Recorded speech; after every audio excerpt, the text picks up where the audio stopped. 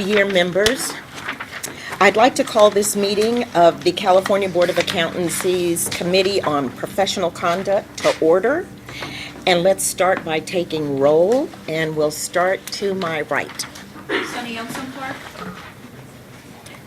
Deirdre Robinson. George Familat. Alicia Burhoff. Dan Jacobson. Carrie Ann Farrell Hines. So with that, we have a quorum. Good morning, members. I'd like to call this meeting to order. And moving on to the agenda, we begin with item number 1, approval of the minutes of the November 16th, 2017 Committee on Professional Conduct meeting. May I get a motion? Move to adopt the minutes. I second. That's a motion by Carrie and a second Sunny Youngson. by Sun Young. So thank you. Are there any committee member comments? Any public comments? I'd like to call for the vote. Ms. Reed, can you call the roll? Alicia Burhow, Yes. Jose Campos, George Familat, Yes. Carrie Ann Farrell Hines, Yes. Dan Jacobson, Yes. and Sunny Youngson Park, Yes. and Deirdre Robinson. Yes. So the motion carries. And next on the agenda item is the discussion regarding the National Association of the State Boards of Accountancy release of the final version of the model rules for continuing professional education. Ms. Sanchez, could you please join us and begin your presentation?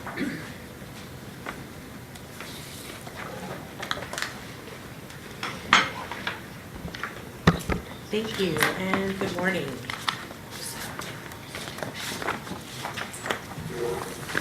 Sorry, getting all set up here.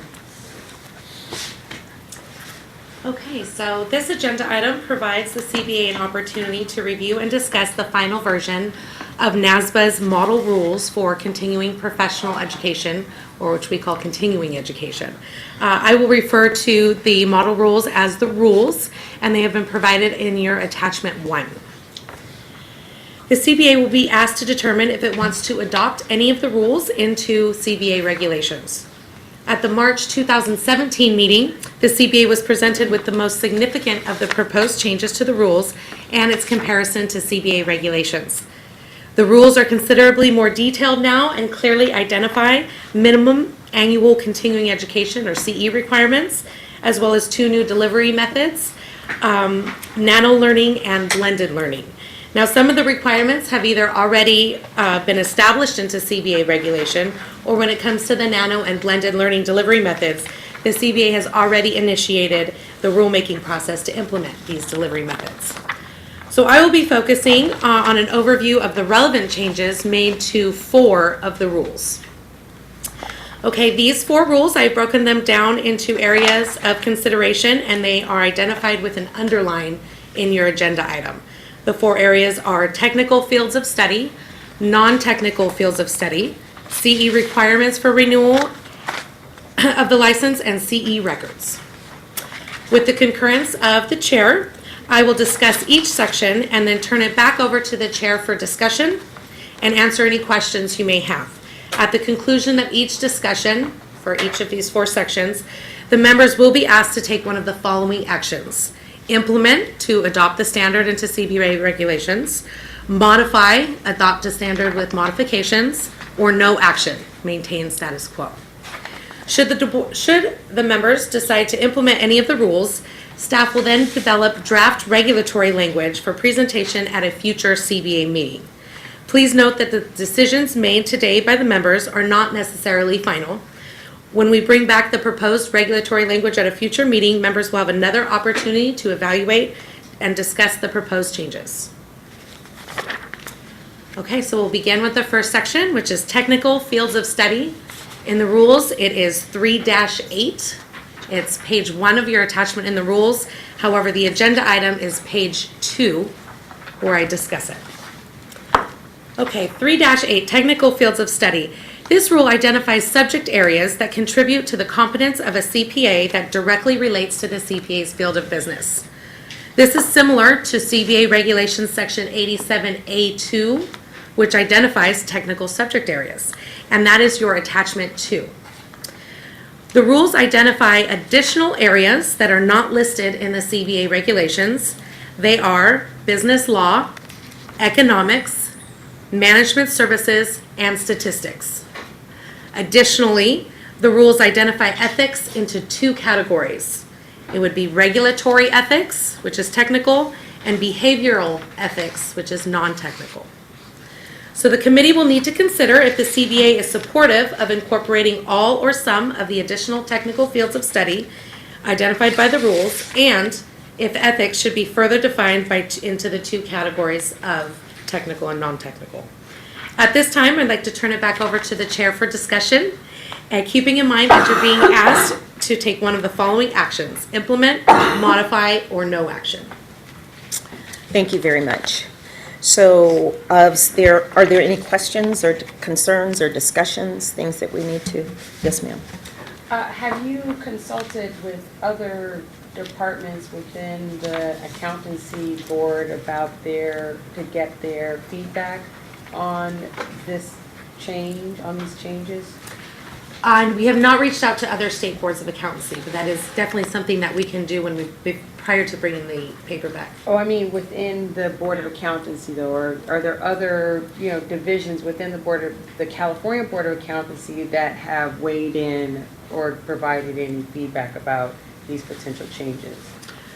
Other California boards? No, What about, like, other Cal CPA departments. Oh, I'm sorry, Or- organization, like Cal CPA Well, or? that's actually a Yeah. good addition, but I was thinking of, like the enforcement division or, other departments within the California Board of Accountancy that may have some perspective on these changes. Like, were these changes circulated within the department to gather, feedback about them?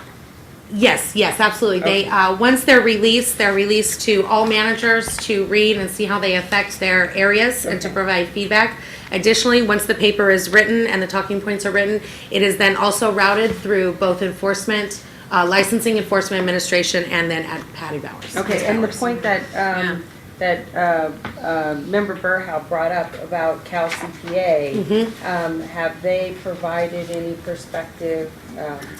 No, but we can ask Mr. Fox Because now. that was my That is question. perfect. That is great timing. Come up. Jason Fox with the California Society of CPAs. We don't have a formal position on these standards. I know this is a follow-up of a conversation the board had, I think, last year, related to proposed regulations to incorporate some of these new delivery methods.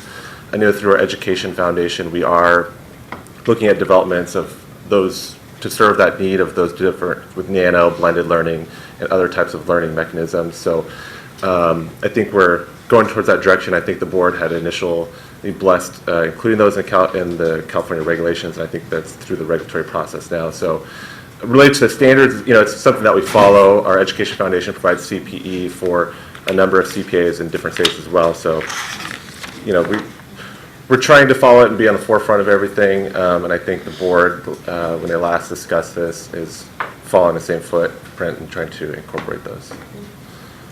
And on that note, and I promise you, I am not trying to, have you speak on behalf of your folks, but have any of your CPAs, at Cal CPA, have they said this is going to be helpful for them in this rule change? Have they given you any type of direction on this, or, so I'm curious about that, this is going to be helpful? I think this offers another opportunity for CPAs and licensees to get their CP in other means. It doesn't change anything in the current delivery format, so if you like, the 8 hours in a physical room, or if you like the webcast, those are still opportunities to you. I think this just allows another mechanism for you to do that. I think there might be some that are willing to experiment and try that. There may be others that aren't. I think it's early to tell definitively, but I think this is looking towards where the education in a broader perspective is going. Yes. My understanding is that the delivery method issues are already going through the rules-making process. That is That correct. correct? Okay. So is there, Ms. Sanchez, I'll ask this of you, but I'll Okay. kind of ask it of everyone. Is there any problem with our rules as they are? That has shown up? Any reason that we would want to change it other than the national organization is making a change? I have not received any complaints or feedback that our technical fields of study or non-technical fields of study are limited. We have not received that feedback directly, but like Mr. Fox said, this just broadens the scope and broadens the opportunity to do different CE. The only feedback I think that would be relative is sometimes they say they ask if they can take the same CE in the same renewal period. So again, this would just broaden different opportunities and different types of classes for them that would still have to directly relate to their field of business. So when you say same CE, is this, so when they go through their renewal, it's the same CE they took last time, they want to just keep taking that over and over again? Within the same cycle, that's a common question. Yes, we typically don't promote that. So Okay. there's a lot of CE out there. There's a lot of different classes, and we would like them to take different Expand their classes, horizons. expand, yes. It, Yes, if I sir. may, if I may ask Mr. Fox, other than the delivery method, have you heard comments from your members about whether this is a good idea or a bad idea? Not strongly one way or the other. I think California is one of the states that has the most flexible for the licensee to get a variety of different CPE and a variety of different topics and a variety of different delivery methods. I think this is just opens it up a little bit more to for other delivery methods. So I think it's upon the licensee to do what works best for them, and I think that's always kind of been our preference is to have those options. And I think this just opens it up a little bit. But I think the current program has been working well, and so I think we're just trying to offer some new creative ways to deliver it. Thank you very much, and all of which would benefit California consumers by giving them a little bit more options, I think. Are there any more comments or questions? So with that, the committee will need to consider if CBA is supportive of incorporating the technical fields of study that I'm about to tell you, and direct staff to bring back regulatory language regarding the same. The areas are business law, economics, management services, and statistics. And we would need to consider adopting these actions, whether we're going to implement, which means to adopt the standard, modify, which means to adopt the standard with modifications, or no action, which means to maintain the status quo. So I would like to take steps to call the vote. I'm going to make a motion. Ask for the motion, yes. I move that we take no action on the grounds that if it ain't broke, don't fix it. It doesn't sound like it's broke. Is there a second on that motion? I don't know that we need a motion for no action, right? Yeah. I mean, if we think that our current regs and specifics are sufficient after the due consideration, I don't think we would need to do anything further. Would it be an makes option to sense. consider to wait for the regulatory language to be returned before we make a final decision, so that we could see what the impact would be? Do we need to make a decision on this immediately? Because I was inclined to make a motion to support the update standards. So, but I don't know if that's something that we need right away. Well, we do need to take action on this item. Well, we can, if you'd like to see what the regulatory language would look like when I come back at the next, or at a future CBA meeting, that will be more of a final decision, whereas this, you're more directing staff. Yeah, we'd like to see what these three look in the regs, or maybe just these two, if you have a preference like that. Right. You have a motion on the table, so I would probably dispense with the motion that we have. I'll withdraw the motion. Because Thank you I so think- I much. think that I would appreciate comments it. are So correct. is there a motion to be made? So, okay, I need to make sure I say this the right way. So I would move to, if I say this the right way, I would move to accept the new technical language. You'll have to help me with this language. Technical fields of The study. technical fields of study. What else? And we could Into CBA. forego making a final decision until staff returns the regulatory Do language. that, so. I'd like to make a quick comment. When you do regulations, there's a requirement for necessity, and I'm kind of wondering what the necessity would be for the board. I mean, I know that this is very preliminary and the board hasn't discussed it yet, and it's at the committee level right now, but I am thinking, what is the necessity? It's something for the committee to think about if it's coming back before the committee again. Is this change necessary? Because if OAL, Office of Administrative Law, which is where the regs go through in order to get approved so that they can, there is a requirement of necessity, and I'm just wondering, maybe I don't understand this fully. Well, and maybe this is, and I can ask my fellow CPAs on the board. I'm more about making things accessible to our CPAs here in the state. So if it's making things easier for them to get their CE and get it done quickly and not have to worry about, things coming in late, then I want to make that happen. So I want to make it accessible for them. So I'd have to ask you guys to see what you I think. agree with that, and then also some of the content, we use statistics. And clearly, that's an area that, in certain areas of practice, you Okay. do need to know, and other areas you don't, but it would certainly, in my mind, justify counting whatever effort somebody took to Thank you. spend time developing their knowledge in that area. And this idea that, of having uniformity of continuing education rules, I think that's important to note, especially considering we spent so much time as a body looking at ways to smooth the process for licensees to be able to practice in multiple areas, in multiple states.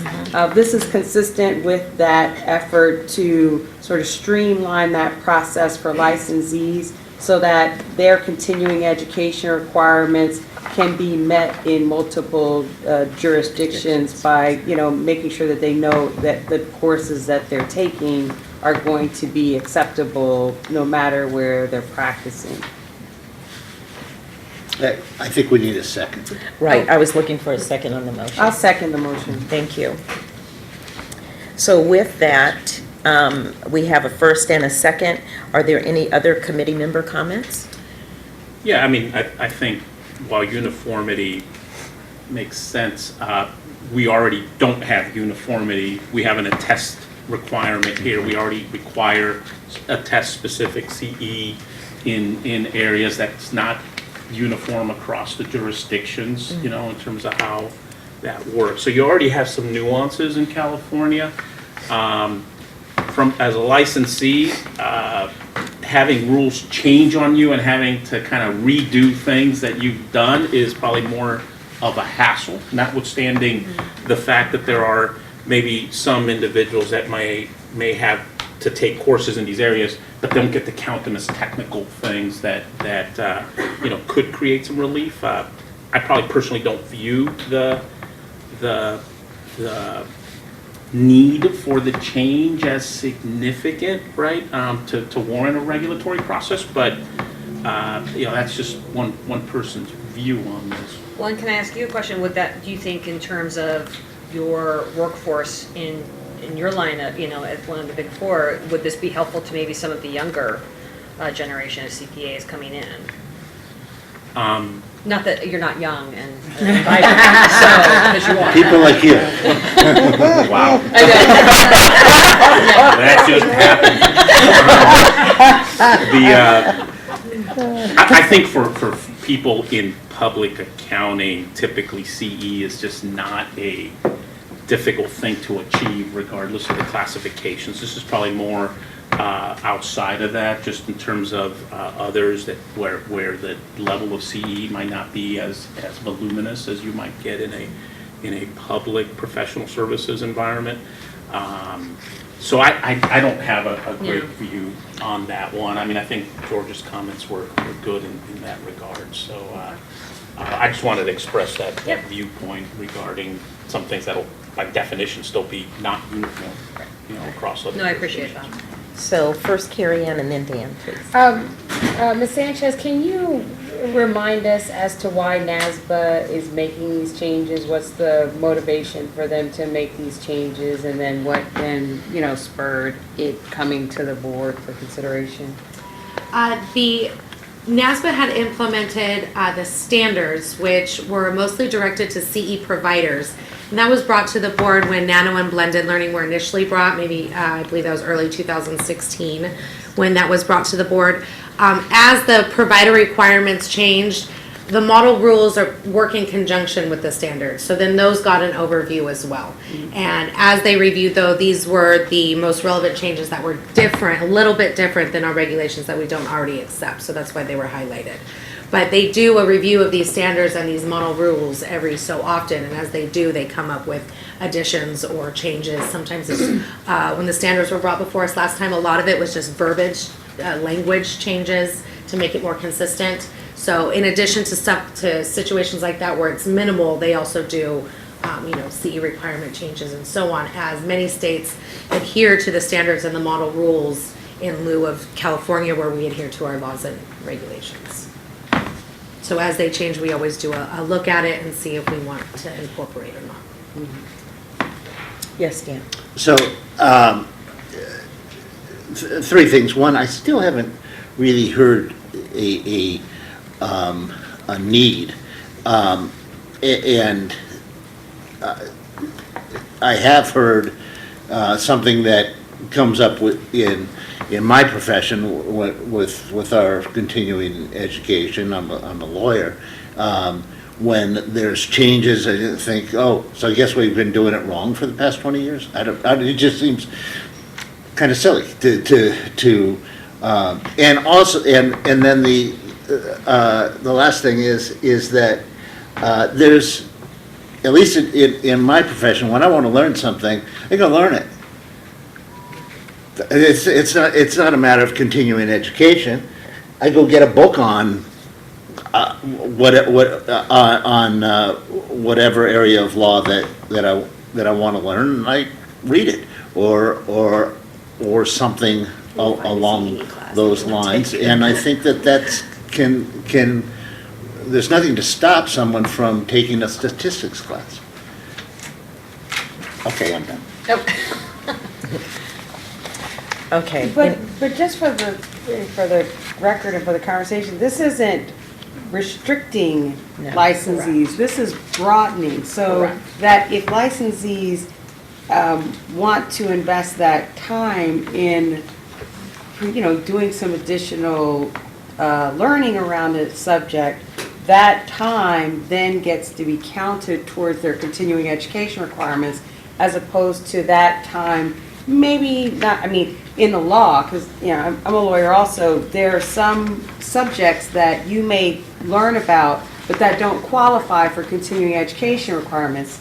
Under this expansion of the definition of what qualifies, that time then becomes a bit more efficacious, because now not only are you fulfilling your individual desire to learn about that subject, but you also are gaining some professional benefit from it, because it now qualifies under your continuing education subject matter, which may not have happened before.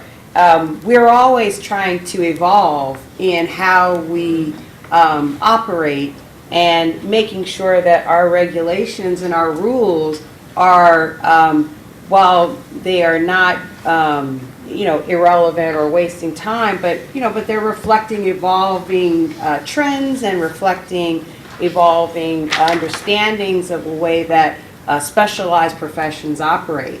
So this, could very well be seen as an example of a situation where there has been evolution about the ways in which professionals practice, and the subject matters that these professionals are engaged around in their practices, and reflect that, and that evolution. So changing the rules and regulations to reflect that evolution, as opposed to being sort of a, rulemaking for the sake of rulemaking, just giving additional perspective on the I also- comments. I also- Everything you said. I do too, and I was going to add that this also is being very proactive. Yeah. In being able to maybe mitigate some other types of actions that we may need to take, even if not only statistics, but if you're looking at management services or business law, it's proactive, and plus it does give them the benefit of being able to get that credit. So would you terribly mind? Oh, I'm going to vote no, but I think I'm going to be outvoted. I think it's helpful, though, we're not necessarily striving for unanimity in our Right, votes, but I exactly. think for the sake of the record, and as our council pointed out, when agencies are looking to make sure that we're having thorough dialogue about changing rules or requesting, rulemaking or regulation making, that we are reflecting as a body that we're doing it, diligently. And so the dialogue is important, even where we have, some disagreement, Yes. that exists. And the so. discussion that you're having here can be included in the rulemaking file as justification for why it's necessary. And so it's very helpful to have this discussion and have it on the record. So any more committee member comments? Thank you. Yes. I don't think I have enough information to make any decision because we have, two CPAs on this committee. And Mr. Campus says, one thing, but Mr. George says something else. Because I understand that we're trying to give flexibility to the CPAs when it comes to CE requirement. At the same time, it seems like this rule doesn't have any negative impact, but anything more positive than giving the flexibility. I just don't have enough information to really assess the impact on, changing the rule.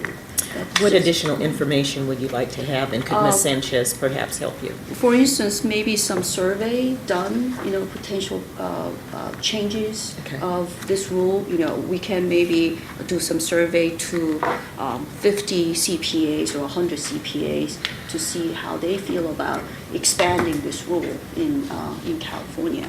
Or something like that would be helpful for me to make a decision. Okay. Thank you. And can I also add just one thing? Anytime something is added into this, so if these new technical fields or study are included, when the CE is developed by the CE provider program, they of course still have to follow all of the other regulations in regards to being a CE provider, making sure that the content is directly relating to the CPA's field of business, and that it's focused and follows all the remaining of the regulations that are included in the CPA regulations under providers. One point of, I don't know that we necessarily probably need to get a lot more input on this.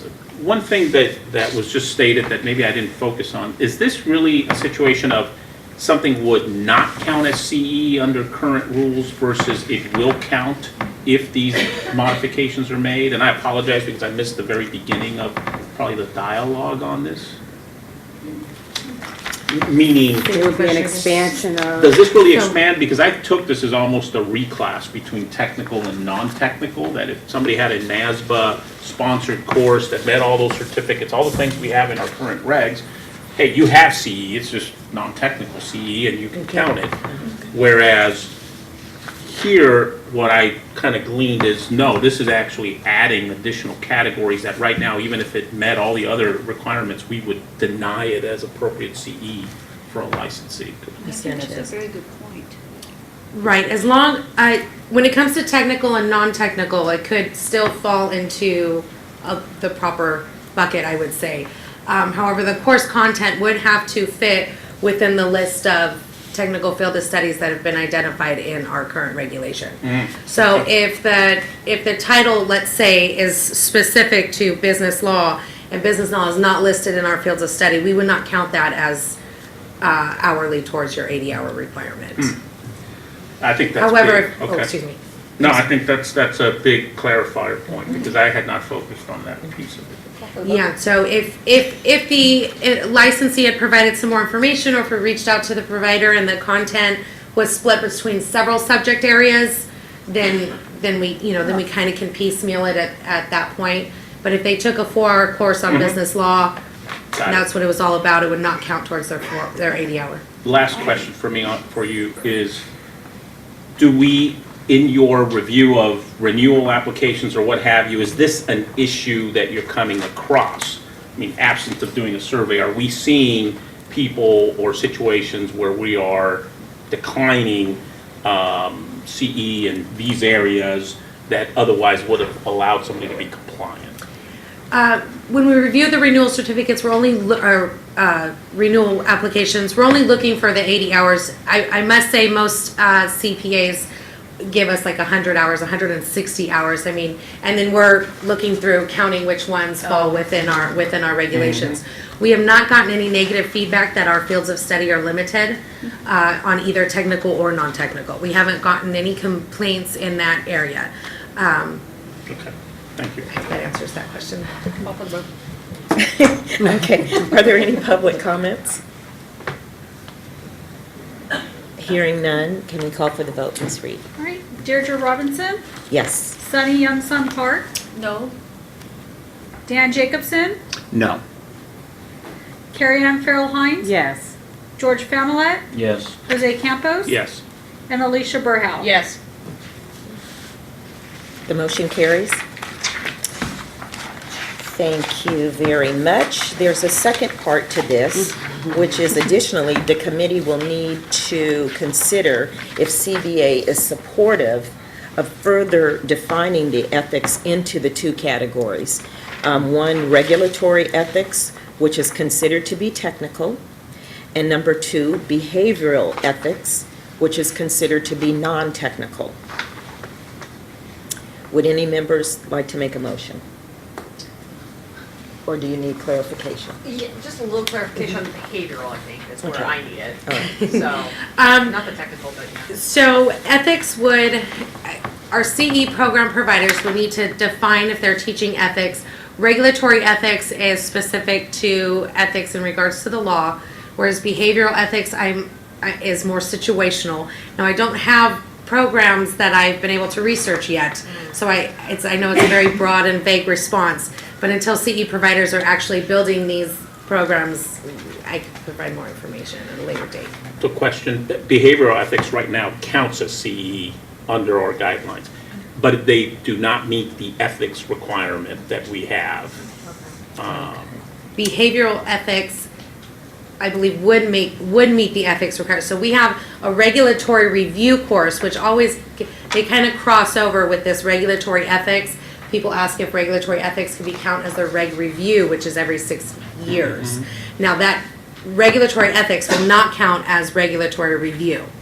Now, so by further defining regulatory ethics and behavioral ethics and giving it 2 areas, I believe we would need to relook at the specifics of what a regulatory ethics class would be, and it would of course have to be California specific on top of it for it to count for a regulatory review course.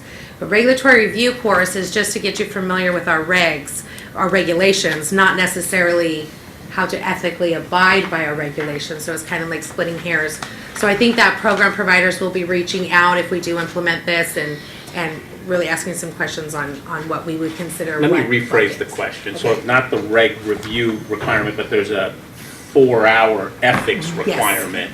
The question is, does this definition cause either regulatory ethics or behavioral ethics to meet that ethics requirement? I believe, yes, thank you. Behavioral ethics would qualify under our 4-hour ethics requirement. Yes. It would already as it stands, Yes. or it would after we make changes? It or- would as it stands. Okay. I believe ethics is counted as technical, but I'd have to go Yes. back and, So it's counted this as. technical versus non-technical Yes. thing, does that matter for any purpose? We require 40 hours of technical and 40 hours of non. So you do have to do 40 and 40. Now, if you do behavioral ethics in a non-technical, thank you for the clarification, Ms. Pierce, it would not count towards your 4 hours of ethics because we count ethics into technical. Correct? So with the change, it would then not count. Am I not saying that correctly? No. As it stands right now, a behavioral ethics course would count towards your 4-hour ethics requirement. There's a Yes. 4-hour ethics requirement for per renewal, and the behavioral ethics would count towards that today, regardless of any action that's taken on these standards. And regardless of whether it's technical or non-technical. Yes. Thank you. I'm probably inclined to no action on this one, just on, I don't know what it really changes, other than that nuance of reclassifying technical and non-technical. Is similarly, I don't get the sense that this is creating a burden when you're looking at licensee renewals. No, it's not. It's very open right now as Okay. long as it addresses ethics for 4 hours.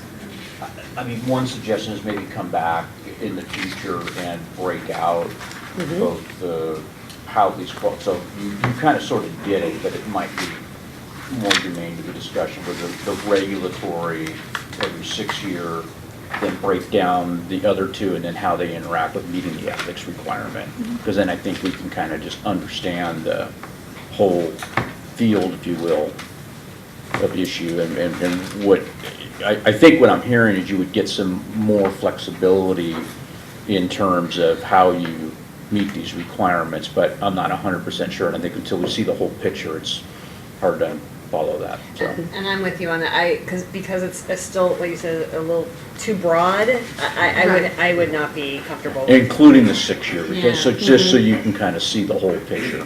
Right, because no Even matter though we're which not one gonna you change took, it that. would still count towards your 4 hour. Yeah. So Yeah, how, I it would be want the to see the- decision on if you wanted to define it for, further define it into 2 areas, or just keep it as ethics, and if you take ethics, no matter which kind, it counts. Yeah, I want to see a breakdown, so. Yes, Karen? I will mention that one thing that's interesting in this rulemaking is these non-technical subject areas like communication skills, office management, practice management. It would be interesting to hear a little bit more about either why NASBA decided to put this into play, or was there some concern about practitioners' ability to to stay on top of, emerging trends in their practices, or, what would motivate them to expand this field? Like, is there something that they were seeing out there that made them think that it was necessary to make this change? I'm not saying it to suggest that we should take action on it, but it would be interesting to know what motivated this change. Yeah, we could definitely reach out to NASBA and ask why they were separating ethics into 2 areas. All right, with that being stated, are there any more committee member comments at this point? So I'm going to ask for the motion, and someone would give me a motion followed by a second as to what we're going to do at this point. We don't have to. We don't have a motion. We don't have a, Well, because I want to see a bigger, a better breakdown, because it's still too broad for me. okay. So what we would prefer to do is just wait for you to come back with the additional information. Great. If that would be okay with you. Okay. Perfect. Thank you so much. Okay, so that moves us, okay, we've decided we're not going to do that. So can you please continue with your presentation? Yes, thank you. Okay, we're moving on to non-technical fields of study. So this second section at the bottom of page 2 of your agenda item discusses Rule 3-9, which is also page 2 in your attachment 1. Non-technical fields of study. This rule identifies subject areas that contribute to the competence of the CPA in areas that indirectly relate to the CPA's field of business. This is similar to CBA Regulations Section 87A3, which identifies acceptable non-technical subject areas and is your attachment 2. The rules identify additional areas that are not listed in the CBA regulations. They are behavioral ethics, which we've already discussed, personal development, and production. The committee will need to consider if the CBA is supportive of incorporating personal development and production as non-technical fields of study. At this time, I'd like to turn it back over to the chair for discussion, keeping in mind members are being asked to take one of the following actions: implement, modify, or no action. So the committee will need to consider if the CBA is supportive of incorporating the below non-technical fields of study and direct staff to bring back regulatory language. And those two areas are personal development and production. So at this point, is there a motion from the committee members? I don't think so, at least not for me. I mean, I don't know if there's any compelling reason. I mean, I think I understood the technical piece when we were first talking about those categories. This one's not as compelling. I feel similar. I thought we were actually in the last part, that was, I have a similar, issue and question about what's the motivation behind making the recommended change and to provide some more perspective on it. So hearing none, we can add this to the list of getting the additional information from NASBA before we make a decision, if that's okay with you. Okay. So can you Do we please really continue? need more information from NASBA? On that particular topic, I'm not hearing anything. The last one seemed to call for some interest. I just Well, I don't didn't know want if personal development or production met the same standard as you Yeah. felt about business law, economics, and statistics. That's why I was asking if, I thought Carrie Ann had said that she was interested as to why, that you wanted to make the changes. Was it because of these two subject matters or just overall? Well, I also just kind of feel like if we're directing staff to contact NASBA about one thing, might as well broaden it, instead of, going back and forth. I don't think it hurts, and it's not like we're making a change on it. So, that's my only thinking behind suggesting that you just add this to it. I'm not suggesting that we necessarily need to take action on it. That's all. Okay. Any other comments? Thank you, Ms. Sanchez. Okay, moving on to the number 3, CE requirements for renewal of the certificate or registration. So page 3 of the agenda item discusses CE requirements for license renewal, which is Rule 6-4. Rule 6-4B has been expanded to include specifics for an individual who obtains a license for the first time. Specifically, new licensees must complete at least 40 hours of CE during the first full annual period following the year which they were licensed. In comparison, CBA Regulations 87-1, which is in Attachment 3, requires a licensee to complete a minimum of 20 hours of CE for each full 6-month period from the date the license was issued. So the committee will need to consider if the CBA supports a CE requirement for new licensees that they be assessed within a full annual period rather than the 6-month period. Oh, at this time I'd like to turn it back over to the chair for discussion, keeping in mind that members are being asked to take one of the following actions: implement, modify, or no action. So at this point, I'm sorry, what is the current? So the current, when you are licensed, your continuing education is prorated to get you on a 2-year annual cycle, opposite year. So if you are licensed with a year and a half, let's say a year and 6 months, you will need to complete CE for that first 6 months and then again for that full year. NASBA is implementing a rule where they're only assessed on a year, not the 6 months. So somebody could potentially do 60 hours of CE if they're a brand new licensee in lieu of just the 40 hours of CE potentially. Okay, that was my question. So we actually have a more stringent law, regulation in this case.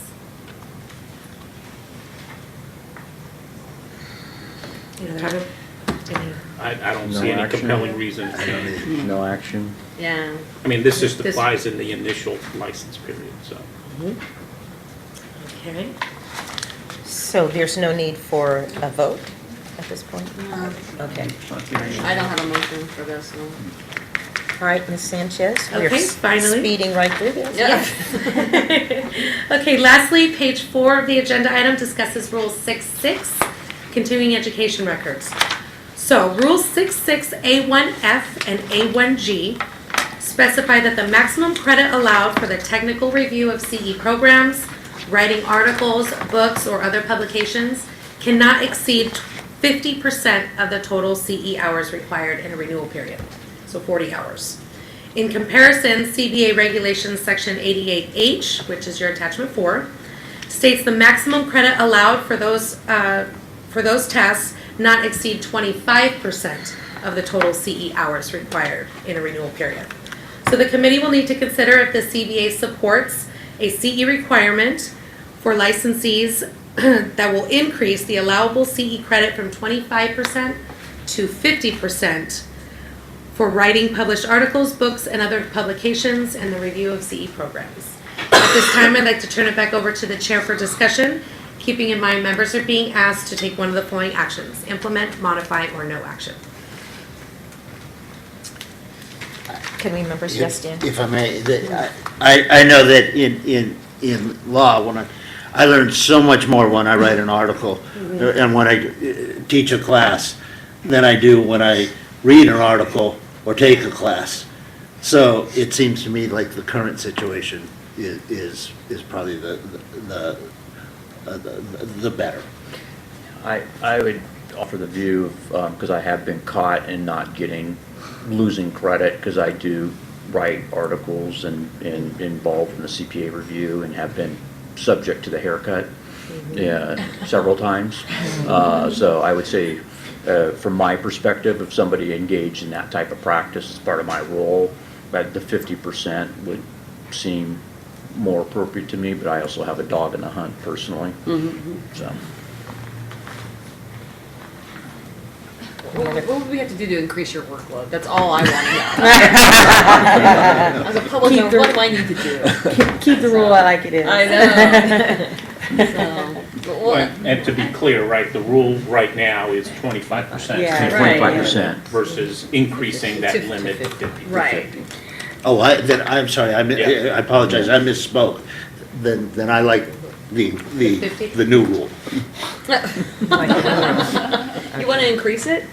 You want? Well, in other words, so under the new rule, writing the articles and that sort of thing counts more. Yes. Oh, I see. Yes. The It's all about expertise of my colleagues aside, I have full faith and confidence in their faith and adherence to the rule and to, the pursuit of knowledge and expertise.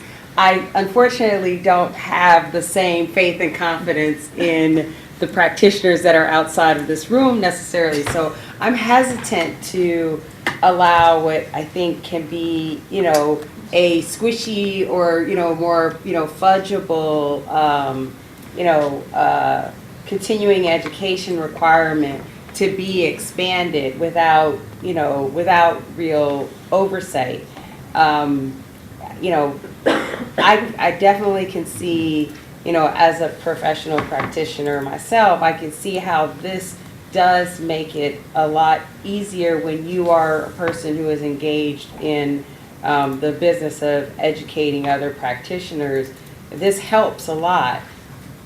But my concern when it comes to the public and protecting the public, continuing education requirements are partially for the benefit of making sure that the practitioners are staying on top of the rules and regulations that pertain to their practices. And particularly where you have practitioners who are solo or who may be involved in smaller shops and don't have the benefit of a number of colleagues who can, be another set of eyes or who can, set a certain standard. I have a bit of concern about expanding this area, without taking some other efforts to make sure that there's some oversight and some, specifics as to falls into this, this expanded category. Yeah, the article, I agree, the classes are limited because you can only get so much CE for an instructor. There's a cap on that, and that's part of your normal CE program, so it's already administered. What we're saying is how those add up right now, those total hours get capped at 25% of that category. Now it'll be 50%. And so there actually already is a mechanism to address what your concern is, because it's capped by the number of hours they actually instruct the course. Yeah. But the article, I think, is a yeah. little bit more, we'll call it soft from that perspective, but there's clearly a well-established methodology for managing the amount of hours for developing and instructing a course. And there are technical rules about a class is one thing, a publication or an article, especially with the expansion of online forums, anything can be, categorized as a publication today or an article. So, and this is partially because I'm not, this is not my area of specialty, so can't think of all of the ways in which it could happen. But, my inclination is, like I said, not to necessarily believe in the better nature of people. But aside from the limit, we already have existing regs that provide criteria for what qualifies as a published article. It's 87.9, right? Is that what I just saw referenced? And so you already have a mechanism there. Yep. And I'm looking at the words of the NASBA rules. So we're talking about published articles, okay, that's one piece of it, but then the technical review of CE, that's not the facilitation of CE, that's the technical review, and so that has its own criteria and what have you. So I think there's mechanisms out there. I hear the arguments. I would make a motion to implement the rules suggested that would modify our cap from 25% to 50%, seems to be the primary. I second that motion. So we have a first and a second. Are there any other comments from the committee? I have a quick question. So how would this, so I've got two of my fellow board members who are with the Big Four, but how's this going to, if we increase the cap to 50%, how's that going to affect medium-sized firms or small firms? Do you think it would do that? It would affect them positively. Okay. My understanding is because they would have an expansion of what would qualify as in this area that's currently limited to 25%. Okay. That area would now expand to 50%. Assuming they were doing that type of Okay. activity. Any licensee. All right. Yeah. Well, good. I'm glad Mr. Fox is back, so we can. Jason Fox with CPA. I don't have an answer for you. I think, you have a variety of different CPAs that are getting a variety of different CPE from different ways. And, I think that, it's not easy to get an article written and published and all that. The oversight is it there, how many would take advantage of that? I don't know that answer. So, but, as listening to this conversation, I will go back with our, get a little more feedback on some of these and how they impact. The only thing I would add, and not necessarily to this specific item, but in the broader conversation with the changes that might be coming with the, what's technical, what's not technical, moving things in different boxes, and then as the conversation continues with the delivery methods, I think we are sympathetic to the idea of, the CPA trying to figure out what they need to do, and so as to the fact that everything can be rolled together, to the changes, so there's not different things happening at different times, and so that CPAs can kind of understand, okay, here's the kickoff of different changes and what those changes are and how they can plan accordingly. So, and we're happy to help with outreach on that side of things. But I think coordinating it all, because there are a lot of changes, and it does cause confusion for the licensees. Thank you. Thank you. Thank you. So we have a motion and we have a second, and Can I just add one? Oh, absolutely. If Ms. Sanchez, if when you bring the regulations back, if you could make sure that any recommended, the regulatory changes include the details about oversight of this expanded area. That would be great. Or how it may just be you're educating us or re-educating us, reminding us about, how licensing goes about verifying the materials that licensees provide to show that they're fulfilling these continuing education requirements. That would be helpful for us. Absolutely. Yeah. Yes, absolutely.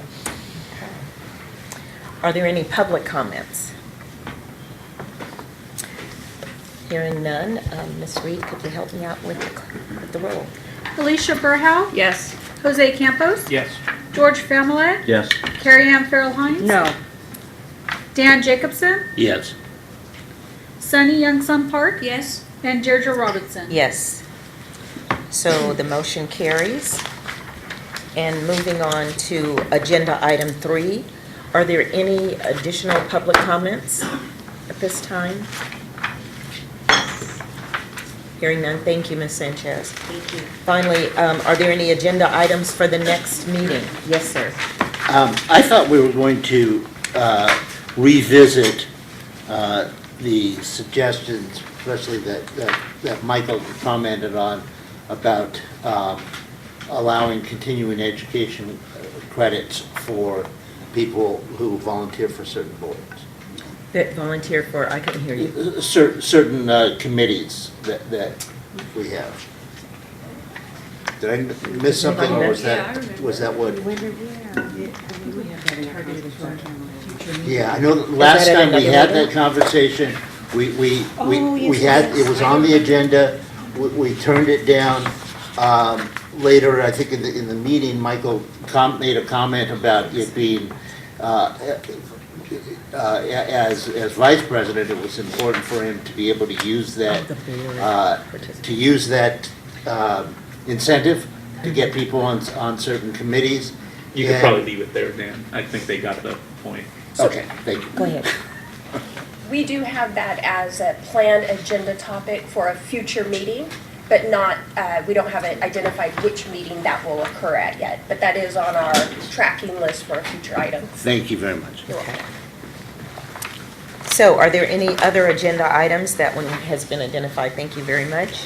Are there any other agenda items for a future meeting? Seeing that there are none, this meeting is adjourned. Thank you very much. Thank you.